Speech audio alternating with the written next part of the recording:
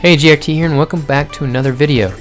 I'm playing Hardcore Domination with BlueIceAce and Derekman, and I'd like to go ahead and start off by saying that the first half was taking from theater mode, and the second half I started recording with my Elgato.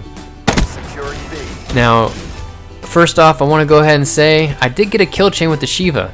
I didn't think it was possible, but I did, and it was mainly with the help of Derekman and BlueIceAce. BlueIceAce is a fellow YouTuber. Highly recommend him, great player, plays a mixture of core and hardcore, and I'll leave a link down below in the description for BlueIceAce's channel. And Derekman, he's a player that I've played with since World at War, great player. He's probably just as good, if not better than I am, and it kind of varies between each game.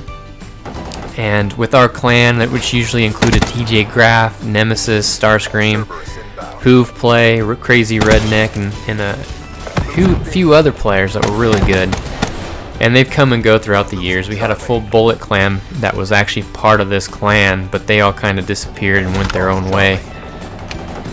But let's go ahead and get back into the gameplay itself. Essentially, we capped all 3 flags at some point during this gameplay, and BlueIceAce was usually over at A or in the desert, and Derekman and I were over at Charlie. And I ended up with like 45 defense, and you'll see why in a little bit. Essentially, we did end up spawn trapping, which wasn't really our intention, but when you cap all 3 flags and the team is really that bad, well, you kind of get into that situation. So right here, you can tell that I'm hanging around C the entire time, right behind the barrel at the wall, right here, and that's how I get a lot of my defense. So I got 45 defense from just staying in that one spot. I think this is where the kill chain begins, or the mega kill. I'm not sure which one it was. It looks like it's the kill chain. But regardless, I do want to reiterate the difference. That was a mega kill.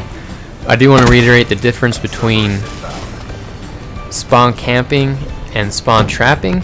We kind of differentiated the two a long time ago. Spawn trapping is essentially where the enemy cannot move, and you use, typically the best way to spawn trap is to use score streaks to manipulate spawns, whether it's a sentry gun or a guardian, something that will always watch the spawn. Back in Black Ops 2, we used guardians to manipulate the spawn on Hijacked. And at first, if you put a guardian in their spawn and you watch the other spawns with your teammates, they'll actually, there's the kill chain, they actually end up spawning inside the guardian, so you would just get multi kills with the guardian in hardcore over and over and over again. And eventually that got patched. So what they did to patch that was you could still put the guardian there, but then they would manipulate the spawns and they would just change the spawn. They would no longer spawn where the guardian is.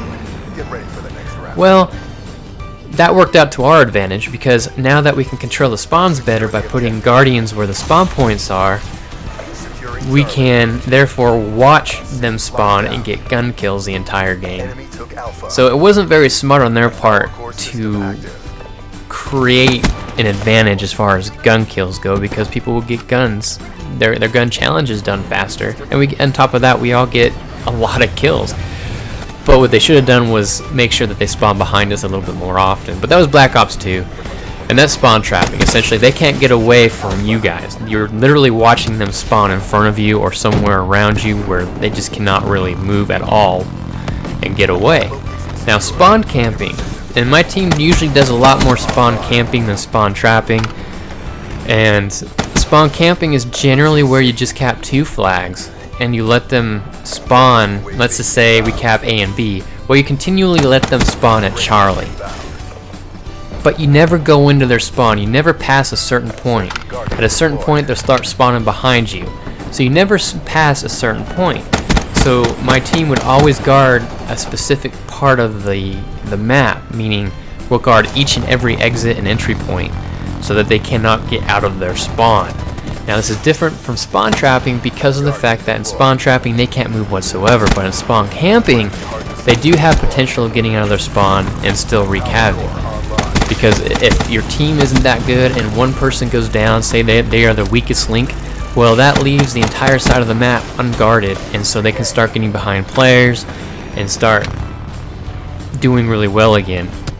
So there is a difference between spawn trapping, spawn camping. Hopefully I explained the differences as well as I could. And essentially this is what we're doing here. You can call it a spawn trap, but sometimes when you cap all 3 flags and the team is really that horrible, you can't help but spawn trap. Well, that's it for the gameplay, and I really hope you guys know the difference between spawn camping and spawn trapping. And spawn camping, essentially, it just ensures a win, and they still have a chance to play. You're not going to let them quit as quickly. Spawn trapping, generally people quit real fast, and with the new patches that came out, it's hard to get people back into the game sometimes.